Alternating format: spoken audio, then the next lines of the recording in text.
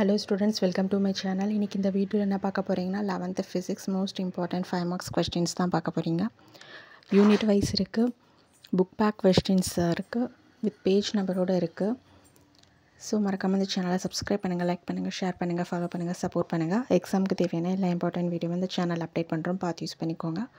வீடியோவை ஸ்கிப் பண்ணாமல் ஃபுல்லாக பாருங்கள். இது எல்லாமே புக் பேக் கொஸ்டின்ஸ் தான், வித் பேஜ் நம்பரோடு இருக்குது. உங்களுக்கு ரொம்ப யூஸ்ஃபுல்லாக இருக்கும். தேங்க்யூ.